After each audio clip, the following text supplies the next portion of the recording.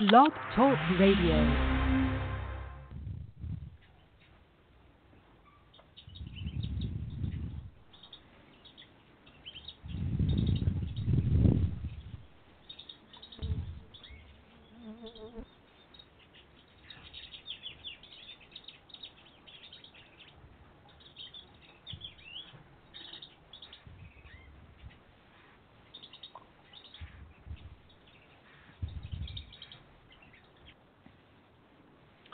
Hello, everyone. I'd like to welcome you back to Ohio Exopolitics. I'm your host, Mark Snyder.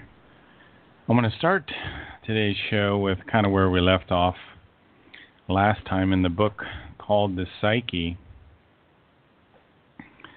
And we're talking about the power of our thoughts and how correct thoughts can bring very good circumstances into your life, and the correct thoughts are neutral positive thoughts, but negative thoughts can bring very bad circumstances into your life.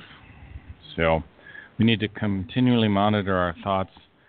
And here on page 114 of the book called The Psyche, we've got some of Billy's thoughts on what incorrect or negative thoughts are. In his or her naked unknowledgeness, the human being does not realize that through the wrongdoing of his or her own thoughts, modes of thinking, these themselves make the whole body, indeed the whole life, into a human hell. The same human being surmises that an unethical mode of life will even build up his or her vitality and bodily strength. But any form of self-indulgence in the most dubious and most primitive everyday thinking allows, quite unconsciously, a devastating residue of the daily maliciousness of life, of the thoughts to flow and become effective. Irritableness, rage, and vexation, etc., manifest in these three forms, all of which, in the course of time, produce devastating and self-destructive consequences. Firstly, are these kind which escort it outwardly into external explosions. Secondly, are those which explode on the inside, eating oneself up. And thirdly, are those which are not even observed and realized, and nevertheless spread their self-destructive poison, where they simmer in secret below the surface as abrasive, agitating, and decomposing thoughts. So Billy here is talking about all these thoughts which relate to anger and rage, and some of them, they just sit on the inside. And I believe those can affect the liver cells and even cause cancer. Let me continue. Every human bears, according to the greatness of his or her consciousness and the direction of thought, an aura around him or herself, a force field of his or her consciousness-based radiation. The radiation of this aura can be classified in the terms of good or evil, depending on the kind of thinking of the possessor. It is saturated with the atmosphere of the failure or the success, with antipathy or sympathy, because it always radiates exactly what the concerned human being's mode of thinking creates. Therefore, this force field radiates not only not only failure or success, antipathy or sympathy, but everything that the direction of the thoughts create. Love or hate, unsatisfaction or satisfaction, greed, envy, vice, pathological craving, sorrow, despair, unknowledgeness, revenge, hardship, misery or courage, fear, faithfulness, submissiveness, joy, intellect, equalizedness, energy and cognition, etc., etc. Through the thought through the strong thinking, it's interesting that the feelings flow out of the thoughts. One thing to always remember. The good thoughts create good feelings create good habits, and the good thoughts, the good feelings, and the good habits produce good circumstances in your life. You're the master of your own destiny. Through the strong feeling thinking of the human being unceasingly mobilizes the forming and the building power of his or her thoughts, which then correspondingly fertilize his or her fundamental thinking and deeds and allows their effect to produce the results brought about in a suggestive and forceful way. When the adopted direction of thought is pursued, ever more things, circumstances, and individuals are put into service for the corresponding thought realization. Consequently, an affirmation of the life and its success is therefore of utmost importance. What one intends in thoughts should relate to a good, healthy mode of thinking. This is the most reliable and the only means of the human being to allow the right thought pass in his or her circumstances and things. Billy has written these incredible books. One's called The Psyche, the other is called The Might of Thoughts. The third here is called The Way to Live, and he has a fourth called The Goblet of Truth. But these three books in particular deal with how our thoughts affect our life. And when we have good, neutral, positive thoughts, we tend to bring good circumstances into your life, and the power of our thoughts are incredible. So that's why on page 224, The Might of Thoughts, it says, therefore it is necessary to search for the source of the life power and develop the power. In order to have a reliable life potential upon which one can depend, therefore in which one can completely trust. The life power is the German word Lebenskraft. And the life power is really interesting because our life power deals with this energy that is related to our spirit form. Remember, I was just reading about the aura that we have. Well, the life power also deals with the length of our lifetime. And this life power we can actually develop it, which when I first read this, I thought, boy, this is just, I don't know, how in the world can I develop my own life power? In fact, we even create it, and that life power comes from our thoughts, which must be formed, tended, and nurtured in such a way that they eventually turn into what's called an ideal, I-D-E-A-L. Now, this is a real contrast to entangled ideas, I-D-E-A-S, confuse the thoughts, and abruptly go from one extreme to another.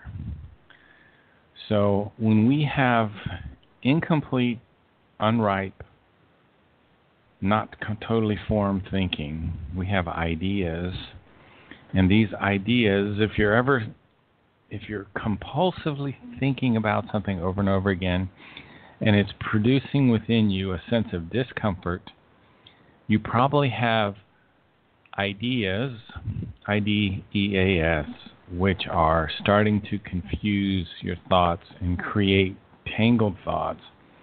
And eventually, those tangled ideas are going to trigger emotions. So you need to look inward and say, okay, I need to let go of this. There's something wrong with my idea. I don't know what it is yet. But there's something here that's rotating unhealthiness.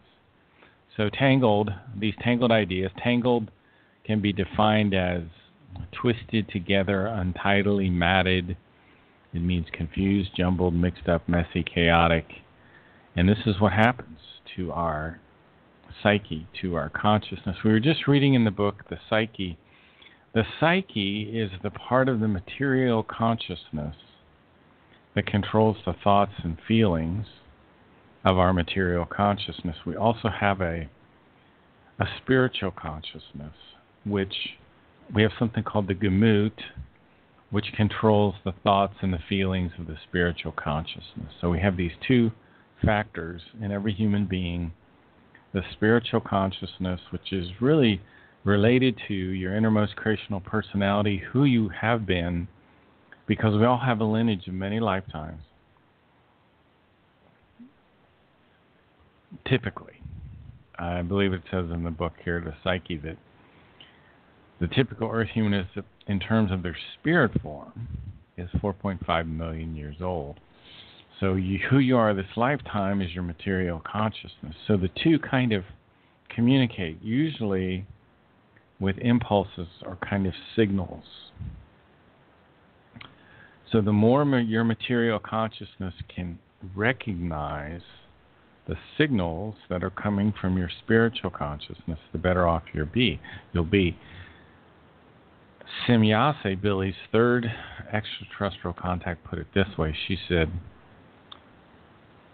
every human has a spirit form that never dies and never sleeps. It will tell you if your thinking is right or wrong if you learn to pay attention to it.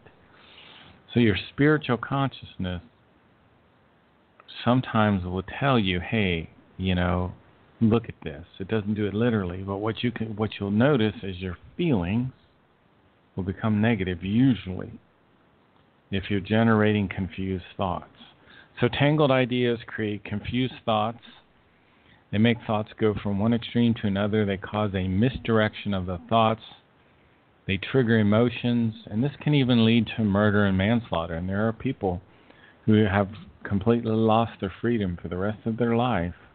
And some people have even lost their life through capital punishment because their emotions got triggered. And what happens is all virtue and rationality can be pushed out of the consciousness. Irrational and virtuelessness start to govern the consciousness. And you can't even set real life deals anymore, real life determinations. And the whole concept of a long-term endpoint in your life becomes foreign because you're just mixed up in this mass of tangled thoughts. Ultimately, we want to become free from these tangled ideas and convert the IDEA into the IDEAL, the ideal. And in order to do that, you have to really thoroughly contemplate your thoughts. Now, sometimes, if you're completely tangled up in these ideas, you just stop thinking about them altogether. And that's hard, too. Sometimes you have to focus on something completely neutral. Music or a good memory, or take yourself into a place where you can relax.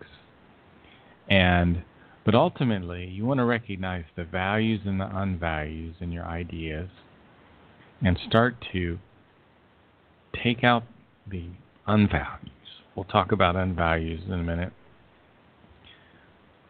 And we want to develop our ideas into progressive higher thoughts, and eventually you'll create an evolutive attitude. And when you have an evolutive attitude, you can form these ideas into ideals and bring them into fruition. You'll also develop an inner persistence. So that's one of the dangers here. Our thoughts are very powerful. Both our negative thoughts and our positive thoughts. Our negative thoughts can ruin our life. So, the source of the life power, which must be created by ourselves, is in the consciousness. And we must tend and nurture the good thoughts. Because if you don't tend to nurture the good thoughts, then these tangled ideas will come up. Let me talk about the unvalues that are in ideas again. And some of these things can take months or years to change for the better. So unvalues are related to our character pattern. They can be psychopathic in nature. One of the psychopathic qualities of unvalues is a pathological angriness. So unvalues are characteristics of psychopaths. The whole is a scale according to which the human being can access himself. If you have any of these unvalues, then you can say, hey, I need to work on that. An example of a unvalue is inability to have deep feelings for other people. That's a characteristic of a psychopath. Pathological angriness, lack of logical decisions, lack of rational conduct. The whole idea of boredom is psychopathic in nature. It's an unvalue. It's very interesting, and that's a big problem with younger people. They have boredom. So we have to look out for other unvalues. Another unvalue is pathological lying, and people pick up that habit. Making promises you can't keep is another example of unvalues. Changing your sex partner all the time. Deceitful behavior. A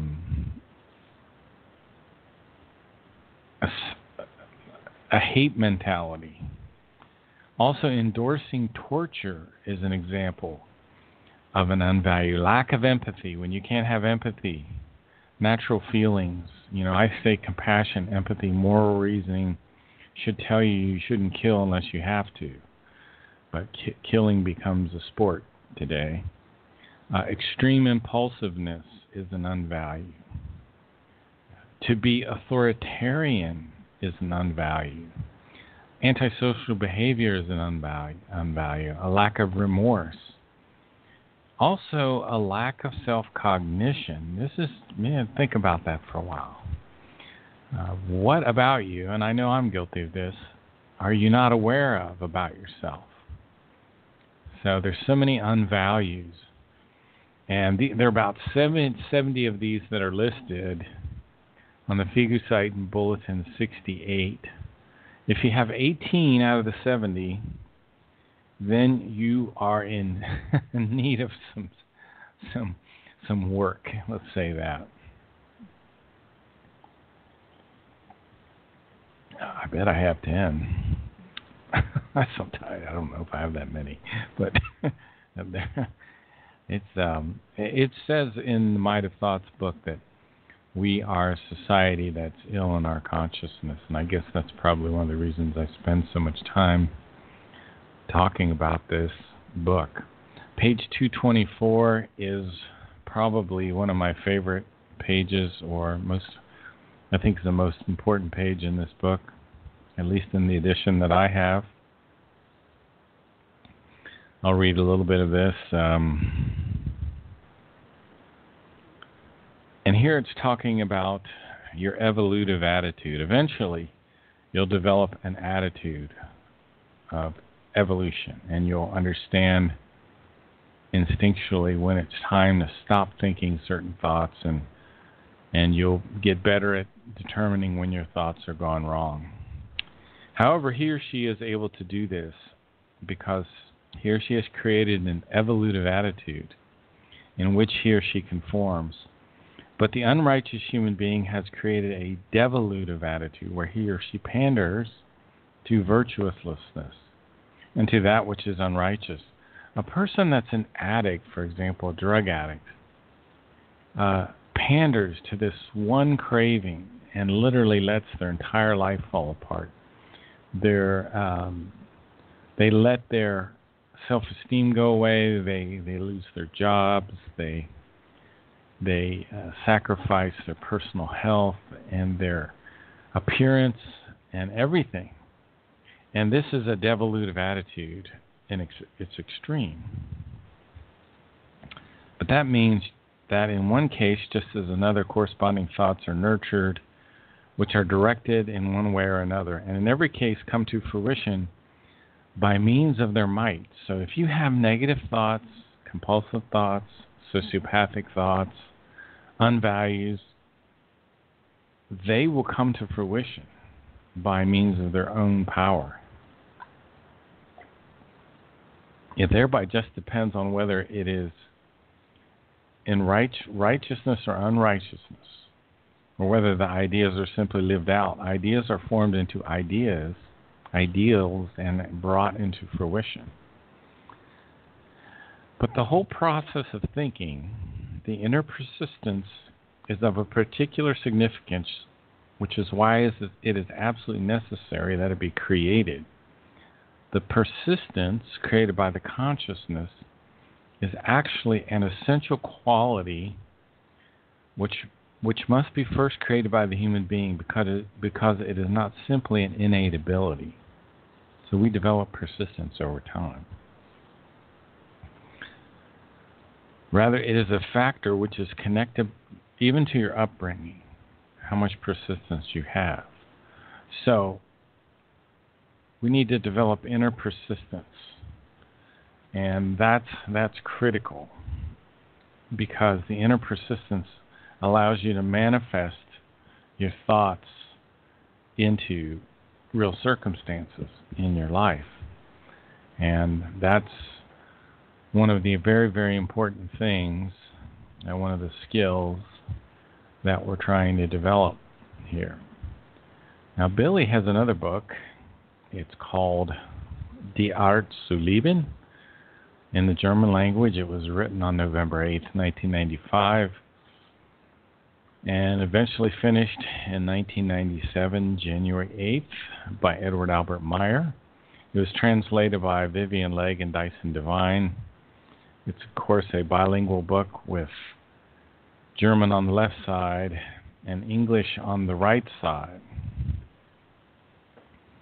And there's this spiritual code, an evolution code, which is worked into the German texts so that all the words must be in the right position and free of errors, and the code releases impulses from the storage banks. There are actually storage banks of intelligent information in the universe, in the solar system, even around our planet. And there's a concept known as striving. That's critical that we learn. It's one of the creational natural laws. There are a series of creational natural laws. The first is love, which is not romantic love, but effective love, consistent love, stable love that's based on respect and reverence. There's striving. It's the second creational natural law. Everything has to strive to survive. Everything has to continue to evolve itself. The animals, the plants, and human beings, of course. So let me read a little bit here what it says about striving. Because sometimes we develop anxiety about striving for evolution. And it says here, he or she has anxiety about fulfilling his or her striving for evolution. And he or she has anxiety about truthfully learning and practically experiencing the effect of truth. To really live means learning. So important to learn. But learning means to search for the truth, to find it, to recognize it, and to follow it. But living according to truth means letting go of anxiety, and it means to learn, so that the understanding of the becoming and passing arises, and the truth of the death is recognized as the passing of one level of existence into another. So what happens is the spirit form leaves the body after death. It takes with it your consciousness. Your spiritual consciousness is functioning at this time, not so much the material consciousness.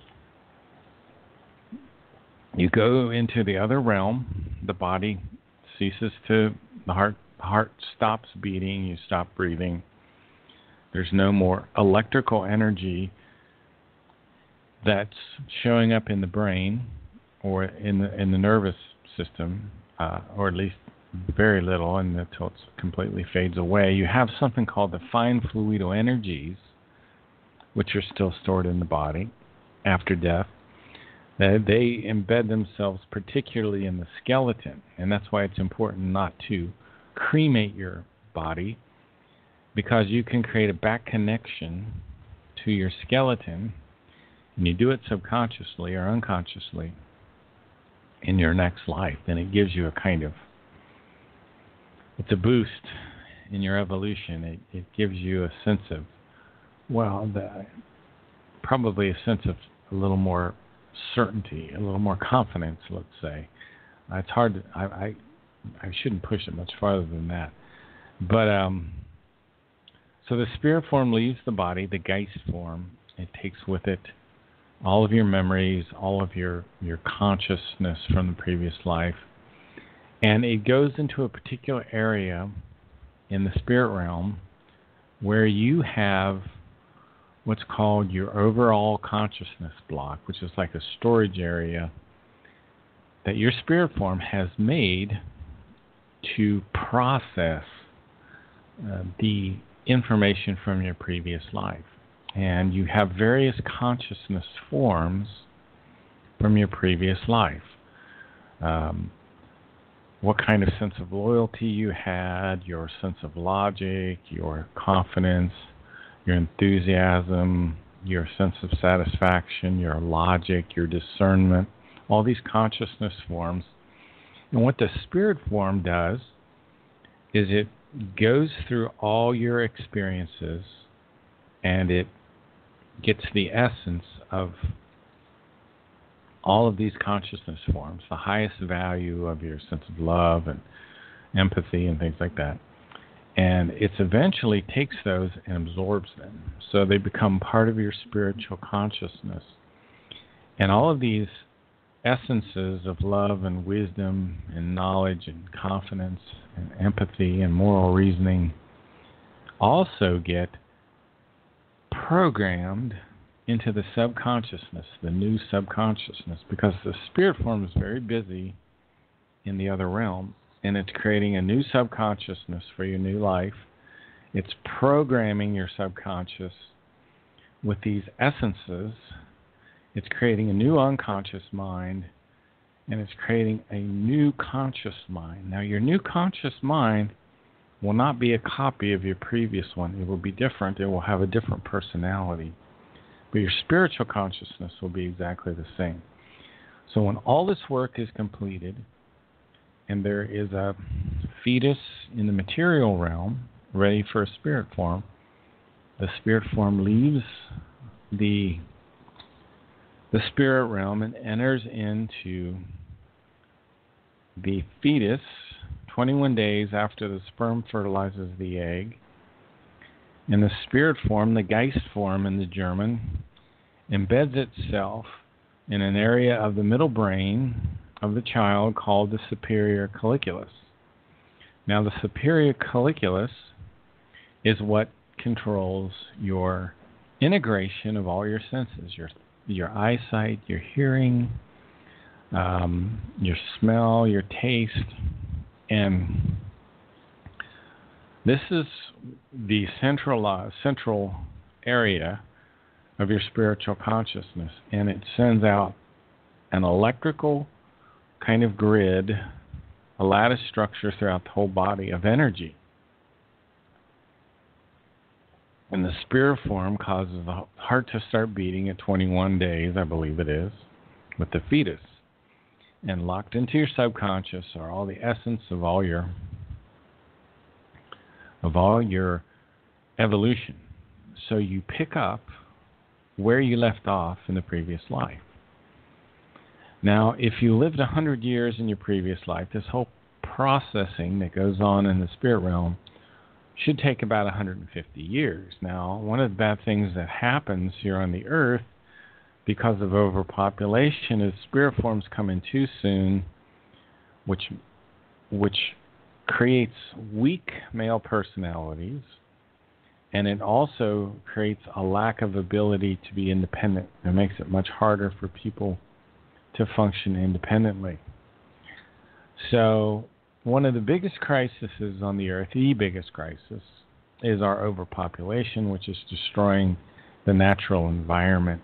And these forests, which we're destroying at an ever-increasing rate, all have a purpose. One of the purposes I have discovered is that they moderate the weather. They keep it cooler in the summer via the shade and warmer in the winter by not reflecting back all that light and heat that comes from the sun. So your forests, your gigantic forests, which the planet grows these gigantic forests for a reason. They stop the creation of deserts. They moderate the heat and the cold. They make it warmer in the winter, colder, a little cooler in the summer because of the shade. Have you ever gone into a big forest and feel that shade? Well, this is the part of the wisdom of nature. Everything in nature has a purpose. And we are ill in our consciousness. So we go in and destroy a big wooded area, and we don't realize the disruption, the danger that we've caused. Another thing that the forests do is the tree line at the top of, the top level of the forest. When the wind blows, it creates a turbulence, and that turbulence helps moisture be formed, helps clouds to be formed, and makes it more likely that it will rain. So there's all these natural circumstances and natural interactions which exist, which we're destroying because of a lack of knowledge. Our biggest problem, Spoth, Billy's first teacher, the biggest problem here on the earth is we don't understand what the creation is. And everything in the universe has a purpose. Every tiny plant and every tiny animal fulfills its purpose in love. And love will forever be the purpose of our existence. Love is the flip side of the evolution of your consciousness. The more you truly evolve your consciousness, the more capacity you have for true love. Wisdom and love go together, and the creation and its laws are wisdom and love at the same time. And this is one thing that Semyasu said to Billy. It's very profoundly wise.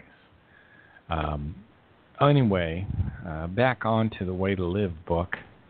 I got off on a little tangent there. Way to Live. One of the principles taught in the Way to Live book, besides striving, I started out with striving. The other principle is fulfilling your duty to yourself. Now, the German word for duties is Pflichten.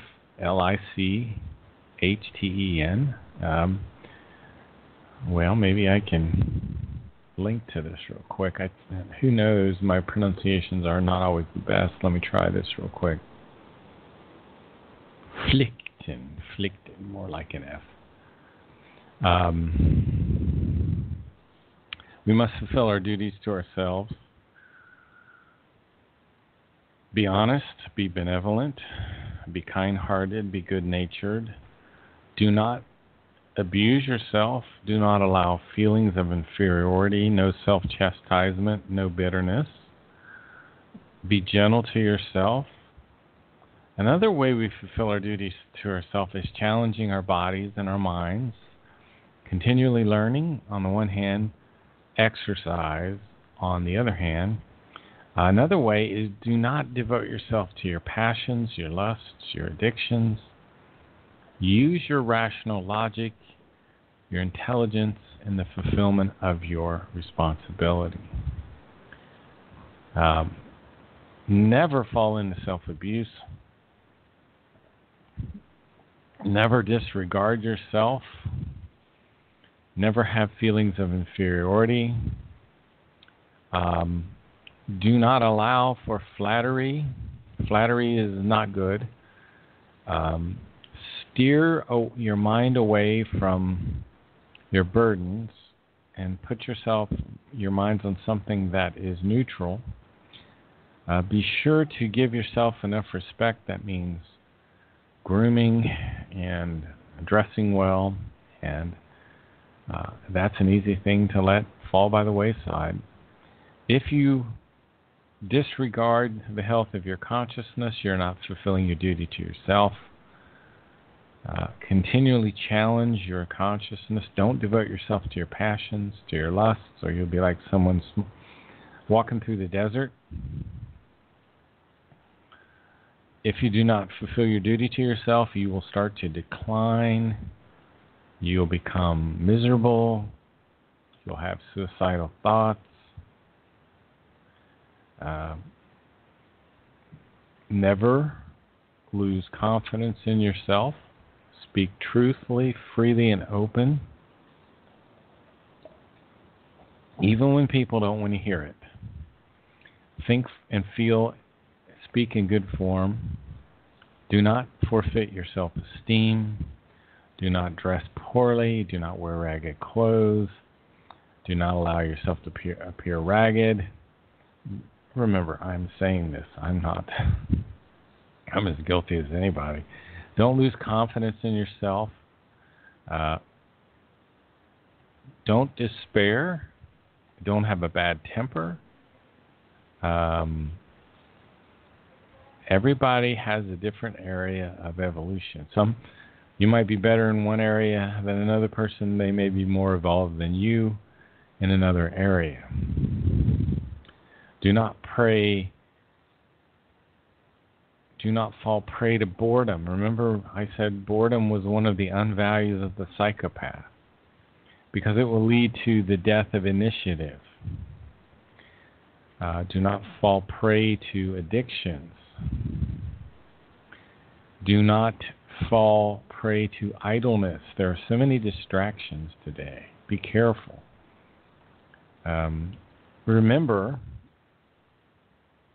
that death is just a different kind of striving in the spirit realm. So it's not an end to the striving. If you're starting to feel miserable, if you find yourself going through a very negative time in your life, you may have to really increase your striving. Striving is really what brings happiness into your life. Now, the key is to strive in a neutral, positive way, because if you start striving and go into negativity while you're striving, well, you become miserable. So, and there's always an opposition to the striving. Look for it. Be ready for it. Striving means satisfaction and happiness. Inhibited striving means inhibited life. Inhibited striving, inhibited life bring an inhibition to your evolution. You'll have a stagnation. You'll start to feel hopeless. You'll have grief, confusion, irrationality, joylessness, cognitionless.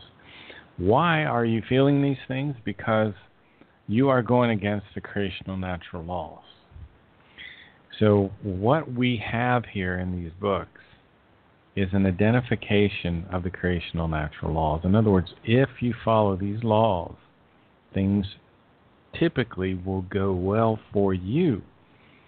If you live by the law of love, effective love, stable love, true love, not romantic love. If you live by the law of striving, continually working to improve yourself physically, mentally, emotionally. If you live by the law of neutral positive thought, which is you could call the law of harmony or the law of balance in your thinking, you see, it's real easy to get out of balance if you're striving really hard, and you just go back into misery. We as a society have certain creational natural laws, one of which is the population of this earth should be around 500 million to 1 billion. Even the elite know this. Even the satanic elite know this. In that sense, they are correct on this one idea. It's very, very interesting. And another creational natural law is the law of reincarnation. So you cannot go through this life and trash everything and expect not. You will come back and deal with the bad circumstances that are going on in the world again. And you will come back and also have to deal with the areas that you have not evolved enough in. So there is no escaping from this evolution. Your inner self must be in harmony with nature. Your inner self must be in harmony with these creational natural laws. In other words, if the human being does not integrate himself into the laws and recommendations of the nature and they're not into the laws and the recommendation of creation, he or she starts to suffer harm. Let me see if I can pull that up here.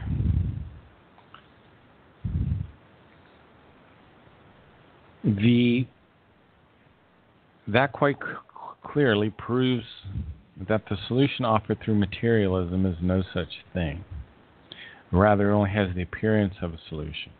Materialism, Sloth always warned Billy about materialism, and he warned how materialistic the people on the earth are. So, if you kind of understand the nature of life, you start to move against this materialism. And because that's part of understanding nature, let me continue, which in regard contradicts the problem of the innermost self of the human being, and therefore cannot be correct even by a very tiny iota. Seen just from a purely material viewpoint, the physical human being is a mere product of the nature, a part of it and absolutely nothing else. But if the human being with his or her material body is a product of the nature, then his or her inner self must be in harmony with this nature. Therefore, the human being in his or her fine spiritual perceiving cannot possibly get into conflict with the laws and the recommendation of the nature without accepting harm from it. So if you have one of those psychopathic unvalues that we talked about before, like a pathological angriness, you will suffer harm. Let me continue. That is equally so for the fine material realm and the purely spiritual realm. In other words, this means that the human being does not integrate him or herself into the laws and the recommendations of the nature, and therefore not into the laws and recommendation of the creation, then he or she begins to wither away and suffer harm. So if you've ever seen a person that is addicted to drugs or something, they start to wither away and suffer harm. Same with the person that is locked in a mental illness. They start to wither away and suffer harm. And it says in the Might of Thoughts book that we are a society that's ill in our consciousness, the product of which is the traditional irrational teachings of many wrong philosophies and religions. And religions have many wrong philosophies, as well as sects and so forth, being that the life and the death are grief and suffering. Our life and death are not grief and suffering unless we go against the creational laws. It is thereby clearly apparent that the human beings live wrongly and in conflict with the nature and its laws and recommendation, and therefore did the same in regard to the creational laws and recommendation. The result of the wrong life and of the conflict was the grief and the suffering that arose, both for the life itself as well as for the aging, the dying, and the death, which was portrayed as suffering and grief just as much as happened with the life. Wrong understanding and wrong handling of life and the conflict and the disregard of the natural and creational laws and their recommendations led the human beings to irrational assumptions which they elevated by and by to the wrong philosophies and the wrong religions that we have today, which enriched with their imbecilic dogmas and irrational teachings like angels and demons and a second advent, and I can go on. Irrational teaching were palmed off into the searching human being who was striving for that which is higher until he or she believed them and became dependent on them. So we become dependent on these wrong dogmas. And from that point on was blinded and stagnating, far from the creational truth in every regard. And if you've ever been there, it's not a good place to be. The striving in the human being developed him or herself for that which is higher and more absolutely fully developed is the incentive for his searching and intuition that despite the apparent impossibility, immortality must indeed be true. So our spirit form never dies. It never sleeps. After 7 major evolutionary steps in this reincarnation line, we eventually merge back with creation. This takes even into the billions of years to do. Namely, the truth is that life does not simply end with the death.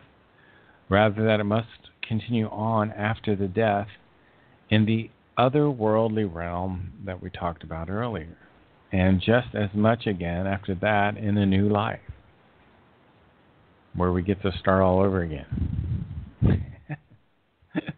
In some sense, we still have the same evolutive level subconsciously, but we have to learn to talk and walk and, everything. This occurs in a form which is constantly evolutively striving for that which is higher and more absolutely fully developed.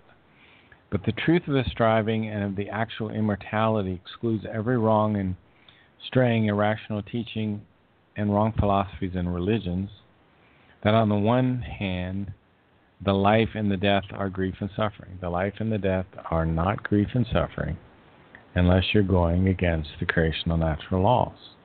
And that, through certain efforts within the shortest period of time, the human being will no longer require any material body. Well, that's not true. It is erroneously taught and erroneous to assume that the human being could so form and handle his or her life that the material body could simply become unnecessary. It takes millions and millions of years until we, in the 6th stage, reincarnate into a half physical and half spiritual body. If he or she took on and endured certain modifications, meditation, and recognitions of suffering and resolutions of suffering. Such kinds of teachings are not only erroneous because they speak of the karma unreality. There's really no karma. If you screw up in this life and do terrible things, you're going to get bad back from that. But the new life, you start over again. Unreality, who do not overcome their life and their death, whereby life and death are indeed supposed, according to these irrational teachings, to be grief.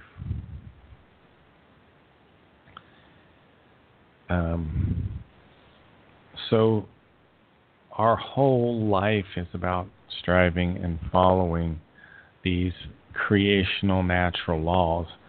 Now, Billy's spirit form is very, very ancient, and Svoth knew that although he was teaching this very young boy in Switzerland, he knew that Billy would, at some point, evolve to a level much higher than Svoth was at, because the spirit form of Edward Albert Meyer is 9.6 billion years old. His spirit form incarnates as the universal prophet. It materializes again and again as a human being to help speed up the evolution on worlds. Evolution is a very important concept. In different living beings, we have different kinds of evolution. For example, the human being has the conscious evolution of the consciousness, but other animals do not have that.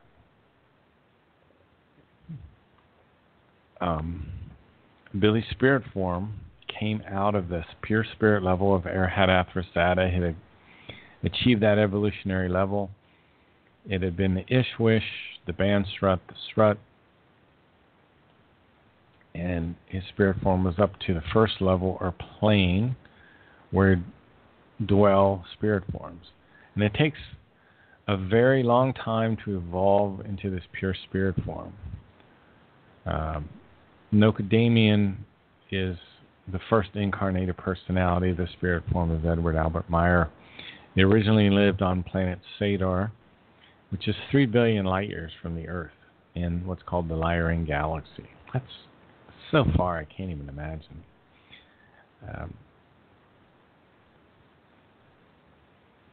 The Universal Prophet also incarnated as other personalities.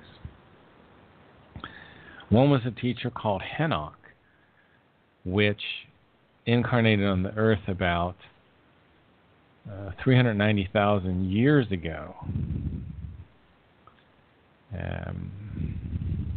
And Henoch was the teacher. Now, there was another teacher, and I believe it was Semyasa. In Contact Report 9, talks about Semyasa, and I believe this was one of the other, the part of the lineage of Nocadamian. I've never been certain about the Semyasa, but I believe it's in the lineage of Nocadamian. This was in the time of Atlantis in Lemuria, there was a fellow named Semyasa who was one of the leaders and sub-leaders of the whole Eris the Barbarian, which came onto the earth. Atlantis and Lemuria was about 130,000 years ago. And there were two civilizations. There was Atlantis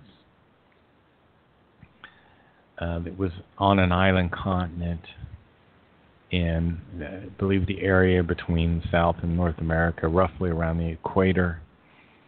This island continent, had a very advanced society. They were not Earth humans. They were people who came from different star systems. The leader was a guy named Atlant, who had pasty white skin and broad shoulders. He was the king of wisdom, someone in the fifth stage of evolution. He brought with him his wife, Caryatide, and other peoples who eventually developed this great city. And another individual, developed the city of Mu, which is near the Gobi Desert. And there was two underground cities that were also developed, Agartha Alpha and Agartha Beta. And the two lineages these two cities lived in peace for a long time, but Semyasa, one of the sub-leaders, mated with an Eva, a female human being who was still mostly human-like. Now these Evas, this is a long story and worth reviewing sometime. The Evas were people, human beings, that were in some way descended from the people from Lyra Vega. So what happened here, before Atlantis and Lemuria, people came here from Lyra Vega. And they came from a different space-time configuration. They landed their ships on the Earth. They developed kind of a civilization. And there were naturally evolving Earth peoples who were very, very primitive. And some of these Lyrians mated with them and abused them and did some bad things. As a judgment against the criminal actions of these higher evolved people from Lyra Vega, they were forced to incarnate on the Earth. In other words, they were stranded here without technologies, and they had to kind of integrate into this very primitive world, Earth, with all these people who were very primitive, without their technology. It was very, very powerful kind of punishment, because the planet that you die on is the planet that you incarnate on, so they would come back and reincarnate. So I believe that this Eva that Semyasa mated with was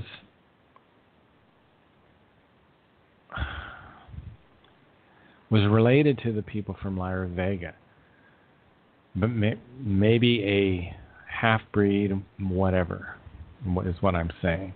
But they had generally referred to the native Earth peoples as Eva. But because this one was very human-like, I guess I'm doing a little speculation here. I assume that they had some of the Lyrian genetics. Now that I look at this again, I don't know that I could say that for absolute certain. But anyway, the offspring was a person called Adam, a word which means earth human being. So, and this was normal sex between Semyasa and this female human being. So the earth, the history of the earth is very, very convoluted. And part of our problem is the fact that we have had some of these extraterrestrial contacts before we were evolved enough to handle them. And that's why that the benevolent extraterrestrials generally stay in the background. And that's why these Plejaren only have contact with Billy, because they know his spirit form is very ancient and can handle this contact. And that's why he is the one that is giving this information, is because he's uniquely qualified because of his spiritual consciousness's age. Now, that doesn't mean his material consciousness didn't have to grow up again, just like everybody else. And that's why Svath, his first teacher, had to mentor Billy to make sure that the young boy had a bit of support as he was growing up in northern Switzerland and having all of this amazing knowledge being shared with him. So we're in really what's called the second stage of disclosure, in my humble opinion, that the people that are ready for this information are seeking it, are finding it, are learning how to control their thoughts, they're learning the correct way to live, they're starting to understand the creational natural laws. And it's crucial that this information comes out at this time, because the earth, as you can see, is in a boiling chaos because we don't understand the creational natural laws. We don't even understand what the creation is. And that's why Svath always told Billy the biggest problem with the earth humans is they do not understand what the creation is. So you've been listening to Ohio Exopolitics. I'm your host, Mark Snyder. If you get a chance, go to Michael Horn's website, order The Way to Live, The Might of Thoughts, The Psyche. You can also get them at some of the Figu sites. Keep studying this information. Thanks for listening. You can find these shows out on YouTube even. If you will search for Skills Solon, there's a fellow that's recording this as YouTube's, if you prefer YouTube, which is, and then there's another group called TuneIn.com, which is putting these shows up, as well as some organization called FM Player or something. So you can find these shows not just at Blog Talk, but at these other outlets as well. You've been listening to Ohio Exopolitics. I'm your host, Mark Snyder. Have a great day.